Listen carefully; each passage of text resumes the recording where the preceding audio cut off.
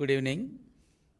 Myself doctor నోక్సాని బాలాజీ, ప్రకాశం జిల్లా Telugu Desam party అధ్యక్షులు మరియు మాజీ జిల్లా ప్రజా పరిషత్ చైర్మన్.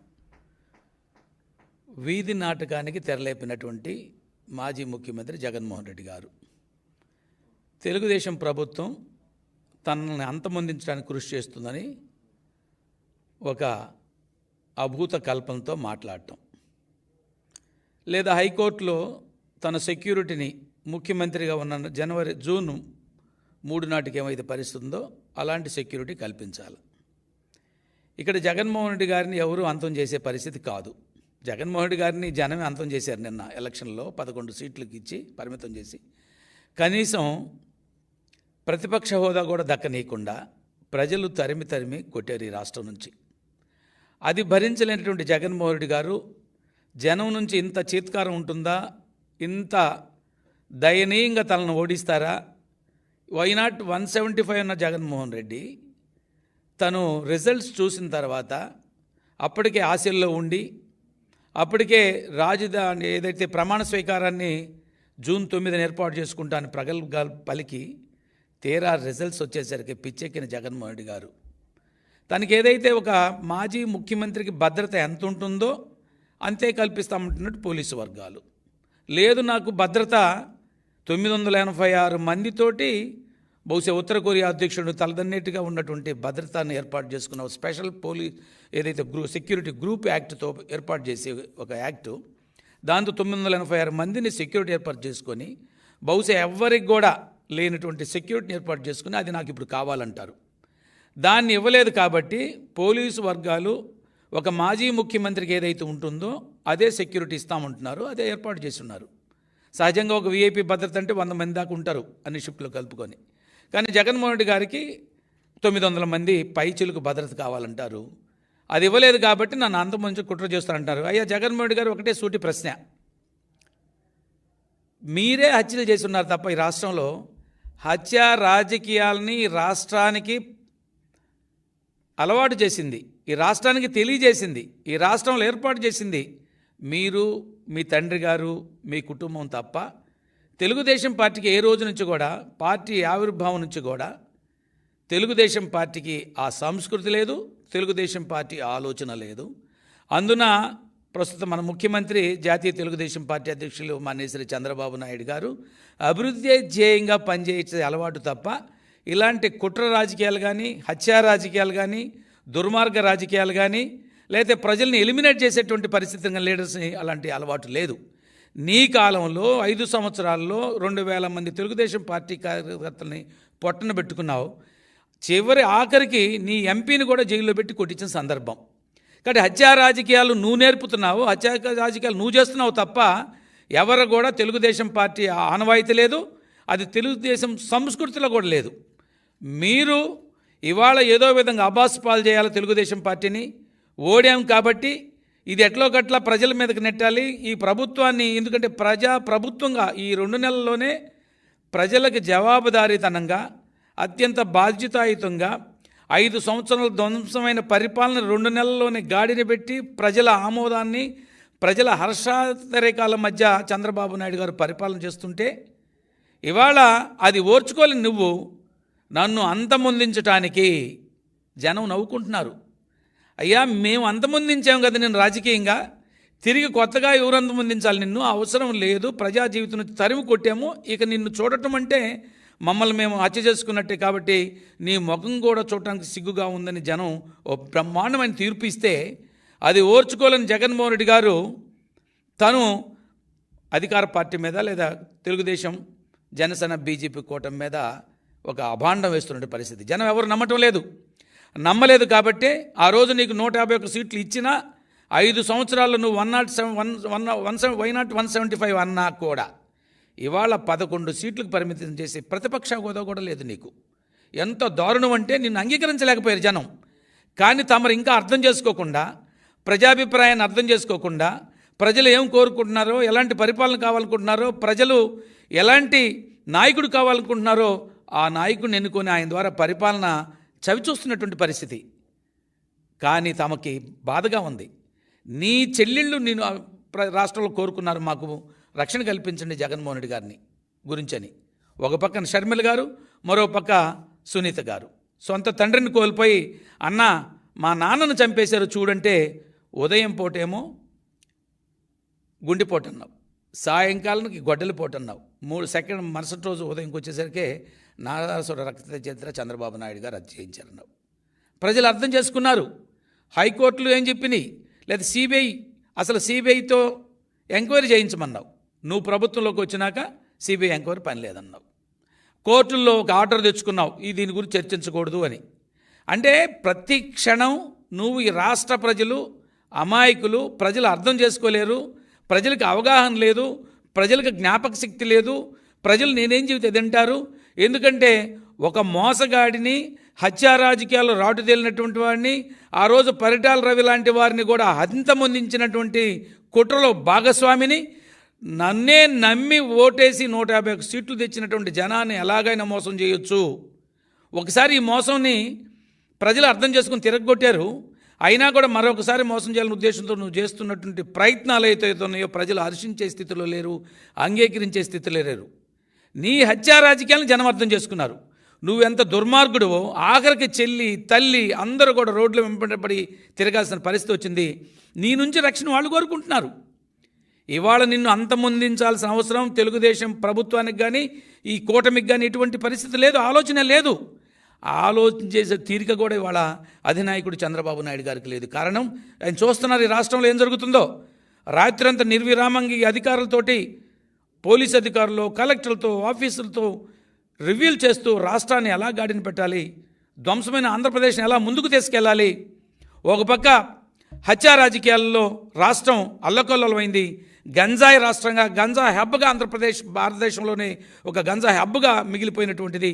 లేకపోతే ఈ యొక్క చీప్ లిక్కర్ తోటి ప్రజల జీవితం చెలగాటాడావు. అనేక మంది రాజకీయ నాయకుల్ని జైల్లో తోసేసావు, అనేక మందిని చంపించావు. తోట చంద్ర అయినటువంటి పల్నాడులో జై జగన్ అనలేదని జై చంద్రబాబు నాయుడు గారు అన్నని గొంతు కోయించినటువంటి సంఘటన కాదా? గతంలో మాచర్లో జరిగిన సంఘటన, ఒక హత్యను పురస్కరించుకొని మా తెలుగుదేశం పార్టీ నాయకులు పోతే వాళ్ళ కారులతో ధ్వంసం చేసి వాళ్ళందరినీ రాక్షసంగా హింసించినటువంటి దాఖలా మీది కాదా? అంటే జనము మీరు మోసం చేయాలనుకుంటున్నారు. ఇంకా కూడా ఓడి నిన్ను కనీసం ప్రతిపక్ష హోదా కూడా లేకుండా మిమ్మల్ని దారుణంగా ఓడించి ప్రజా జీవితం నుంచి బయటికి పంపించడానికి ప్రయత్నం చేస్తే ఇంకా సిగ్గు లేకుండా తగుదనమ్మంటూ గురువింద సామెతలాగా ఈరోజు వచ్చి నన్ను తెలుగుదేశం ప్రభుత్వం లేదా కూటమి ప్రభుత్వం అంతమొందించాలని చూస్తుంది. ఇవాళ Z+ కేటగిరీలో NSG సెక్యూరిటీలో ఉన్నాడు చంద్రబాబు నాయుడు గారు. ఆయనకి ఎంత సెక్యూరిటీ ఉంది? ఒక మాజీ ముఖ్యమంత్రిగా నీకెంత సెక్యూరిటీ ఇవ్వాల్సిన అవసరం ఉందో, ఎంతైతే పర్మిట్ ఉందో ఆ పర్మిషన్ ప్రకారం అధికారులు చెబుతున్నారు. దీంట్లో చంద్రబాబు నాయుడు గారి పాత్ర కానీ, తెలుగుదేశం ప్రభుత్వం కానీ, కూటమి ప్రభుత్వం కానీ పాత్ర లేదు. అది జనానికి తెలుసు. నువ్వు మసిపూసి మారేడుగా చేయాలనుకుంటున్నావు. నువ్వు మాటలు చెబితే ఏదన్నా తప్పుడు మాటలతోటి, అబద్ధాలతోటి ప్రచారం చేసుకొని గోబెల్స్ని మించిన ప్రచారం తమది. ప్రజలు మోసానికి గురవుతారు, ప్రజలు నమ్ముతారు, అమాయకులు అనుకుంటున్నాం. ప్రజలు చాలా విజ్ఞులు, చాలా విజ్ఞాన సంపన్నులు, చాలా తెలివితేటలు ఉంది, జ్ఞాపక శక్తి కూడా ఉంది. కాబట్టి 5 సంవత్సరాలు నువ్వు చేసిన నిర్వాకానికి విసిగి వేసారినటువంటి ఆంధ్ర ప్రజానీకం నిన్ను తరిమి కొట్టినా సిగ్గు రాకపోవటం శోచనీయం. చాలా బాధేస్తుంది మాకు. నువ్వు ఎలా తిట్టించావో చంద్రబాబు నాయుడు గారు, సుదీర్ఘ రాజకీయ అనుకున్నటువంటి చంద్రబాబు నాయుడు గారిని 14 సంవత్సరాలు అప్పటికే ముఖ్యమంత్రికి చేసి సుదీర్ఘకాలం ప్రతిపక్ష నాయకుడిగా ఉండి దేశంలోని ఒక సీనియర్ రాజకీయ నాయకుడిగా ఒక వినూత్నమైన ఆలోచనలతో మంచి విజన్తో పనిచేసి రాష్ట్రాన్ని అగ్రగామి నిలబెట్టిన సందర్భ గతంలో ఉమ్మడి ఆంధ్రప్రదేశ్ని కూడా 2014-19లో ఆంధ్రప్రదేశ్ని అగ్రగామి నిలబెట్టడానికి 34,000 ఎకరాలని రూపాయి ఖర్చు ఆంధ్ర ప్రభుత్వం నుంచి ఖజానా నుంచి లేకుండా సేకరించి అద్భుతమైన రాజధాని నిర్మాణానికి శ్రీకారం చుట్టడానికి ప్రయత్నం చేస్తే నువ్వు ముఖ్యమంత్రి అయిన తర్వాత దారుణంగా ఆ రాజధానిని విధ్వంసం చేసిన పరిస్థితి. ముఖ్యమంత్రిగా ప్రమాణ స్వీకారం చేసిన రోజే ఆ ప్రజావేదికను కూల్చినటువంటి పరిస్థితి. ఇవాళ చంద్రబాబు నాయుడు గారు ఒక ప్రోగ్రాం పెడుతుంటే, రివ్యూ పెడుతుంటే అధికారులందరూ ఎంతో ముచ్చటగా ఆనందంగా ఆ యొక్క ఫీల్ అవుతున్నారు. చంద్రబాబు నాయుడు గారి అలాంటి సమర్థవంత నాయకత్వం కింద ఈరోజు పనిచేసేటట్టు అదృష్టం కలుగుతుందని IAS, IPS మిగతా ఆఫీసర్లు కూడా హ్యాపీగా ఉన్నారు. 5 సంవత్సరాలు ఏ రోజున ప్రెస్ మీట్ పెట్టావా? పరదాలు కట్టుకున్నావు. నువ్వు వస్తున్నావంటే చెట్లు నరికించావు. నువ్వు వస్తున్నావంటే ఎక్కడ వాళ్ళని అక్కడ అరెస్ట్ చేయించావు. అది ఈ రోజు ఉన్నదా? మా చంద్రబాబు నాయుడు గారు చెబుతున్నారు ఈరోజు, ఎవరిని కూడా అక్రమంగా అరెస్ట్ చేయొద్దు, నా ట్రాఫిక్ అంతరాయం కలిగించకూడదు, అనవసరం ఆర్భాటాలు చేయొద్దు. ఇది ఒక ప్రజాప్రభుత్వం, ప్రజల పరిపాలనకు అంకితమైన ప్రభుత్వం, ప్రజల కోసం పనిచేస్తుంది. ఈ 5 సంవత్సరాలు నష్టపోయినటువంటి అనేక మంది బాధాతప్త హృదయాల్ని వారందరికీ అండగా ఉండాలి, వారందరికీ మేలు చేయాలంటే తలంపుతో ఇవాళ చంద్రబాబు నాయుడు గారు పనిచేస్తున్నారు.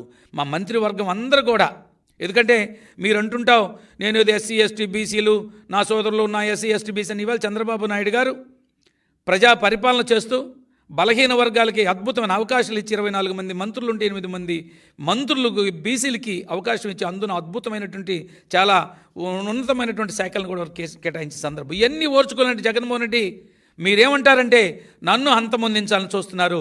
అంతం చేసే రాజకీయాలు, అలాంటి కుట్రలు కుతంత్రాలు కడప పులివెందులు కేరాఫ్, అది హత్యారాజ్యాలు కేరాఫ్ పులివెందుల. ఆ రోజు మైన్స్లో వెరైటీస్లో కూడా అప్పుడుండే ఒక బలహీన వర్గాల నాయకుడిని కూడా చంపించింది మీరు కాదా? ఆ రోజు నుంచి ఈ రోజు వరకు అప్రతిఘటంగా హత్యా రాజకీయాలు చేస్తున్నటువంటి జగన్మోహన్ రెడ్డి, మీరు ఈ ప్రభుత్వం మీద ఆరోపణలు చేయటం అంటే ఆకాశం మీద ఉమ్మేసినట్టే, అది తిరిగి నీ ముఖం మీద పడుతుందనేటువంటి ఆలోచన గుర్తుంచుకో. ఏమనుకుంటున్నారంటే మీరు నేనేం చేసినా చెల్లుతుందంటారు.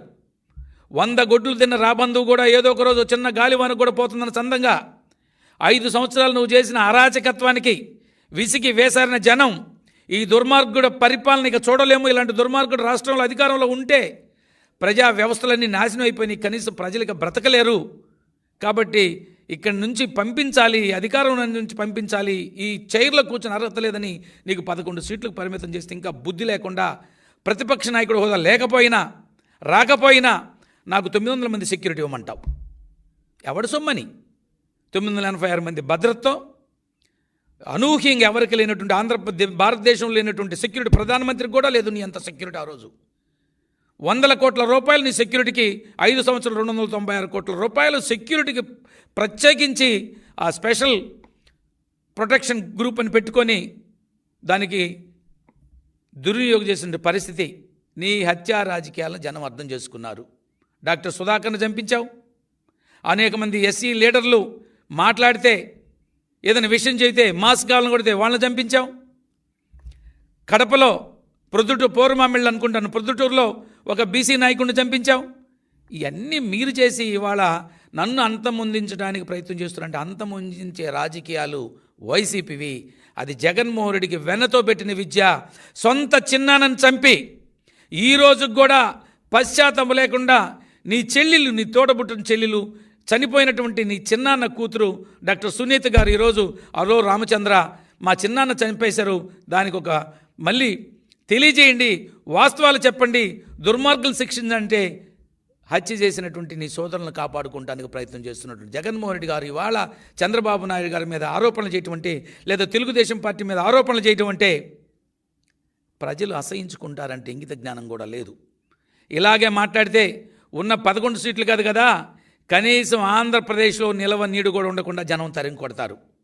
ఆయన అన్నాడు స్పీకర్గా ఉండి, స్పీకర్ కాకముందు మన అయ్యన్న పాత్ర గారు ఆ పాము చచ్చిపోలేదు, పాము చచ్చిందాక కొట్టాలని. దాని అర్థం ఏంటంటే నిన్ను చంపమని కాదు, నీ భావజాలం, నీ ఆలోచన, నీ మనస్తత్వం, నీ క్రికెట్ పాలిటిక్స్, నువ్వేదైతే జనాన్ని ఎడ్యుకేట్ మిస్లీడ్ చేయాలనుకుంటున్నావో, మెస్మరైజ్ చేయాలనుకుంటున్నావో, ప్రజలను పాయిజనస్ చేయాలనుకుంటున్నావో, నీ ఆలోచన విధానాన్ని చంపేయాలన్నాడు. మేము వ్యక్తిగత హత్యలకు కానీ వ్యక్తిగత హింసకు కానీ తెలుగుదేశం పార్టీ కానీ తెలుగుదేశం పార్టీ నాయకులు కానీ సిద్ధంగా లేరు, అలాంటి ఆలోచన లేదు. కాకపోతే ఒకే ఒకటి, నీ అభిప్రాయాలు, నీ ఆలోచన ఎగ్జిస్ట్ అయితే ఆంధ్రప్రదేశ్ మరలా తిరిగి ఒక అగ్నిగుణంలాగా తయారవుతుంది. నేను అంటున్నాను, మీరు కావాలని ఈ ప్రభుత్వాన్ని అబాసపాలు చేయటానికి ఒక కుట్ర చేస్తున్నారు. ఈ ప్రభుత్వాన్ని ప్రమాదపడ అంచుల్లో నెట్టడానికి, ప్రజలను ఒక తిరుగుబాటు ఆలోచన చేపించడానికి ఏదో జరుగుతుంది అపోత కల్పనలతో, ఈ యొక్క సోషల్ మీడియాలో ఫేక్ ప్రకటనలతో, ఫేక్ ఆలోచనలతోటి ముందుకు తీసుకెళ్ళి రాష్ట్రాన్ని భ్రష్టు పట్టించాలి మీరు చేస్తున్నారు. కానీ ప్రజలందరూ కూడా ఇవాళ చంద్రబాబు నాయుడు గారి యొక్క సారథ్యంలో ఉచిత ఇసుక ఇస్తున్నాం. నువ్వు ట్రాక్టర్కి 8,000 తీసుకున్నావు, ఇవాళ ఉచిత ఇసుక, ఓన్లీ ట్రాన్స్పోర్ట్ ఖర్చు. అది కూడా రేపు సచివాలయాల నుంచే ఆ ఉచిత ఇసుక విధానాన్ని తీసుకొచ్చి అది అందింది వినియోగదారుడికి అన్న తర్వాతనే ఆ ట్రాన్స్పోర్ట్ ఛార్జెస్ కూడా ఇవ్వమనేటువంటి ఒక ప్రత్యేక ప్రతిపాదన కూడా చంద్రబాబు నాయుడు గారు పెట్టున్నారు.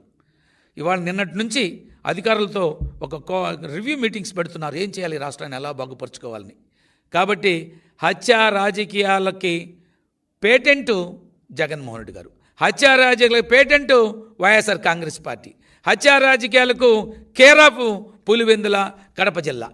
ఇక్కడ తెలుగుదేశం పార్టీ ఆవిర్భావం నుంచి కూడా నాటి మహనీయుడు ఎన్టీ రామారావు గారి దగ్గర నుంచి నేటి ముఖ్యమంత్రి చంద్రబాబు నాయుడు గారి దగ్గర ఆలోచన చేయటానికే ఆలోచనే రానటువంటి ఒక ప్రజాస్వామికవాదులుగా ఒక డెమోక్రటిక్ యాటిట్యూడ్ కలిగిన నాయకులు తెలుగుదేశం పార్టీ నాయకులను చదివిస్తూ ఇలాంటి అబద్ధపు ఆలోచనతో అభూత కల్పంతో ఈ రాష్ట్ర ప్రజలను మోసం చేయాలనుకుంటే వచ్చిన 11 సీట్లు కూడా దిక్కుండదు.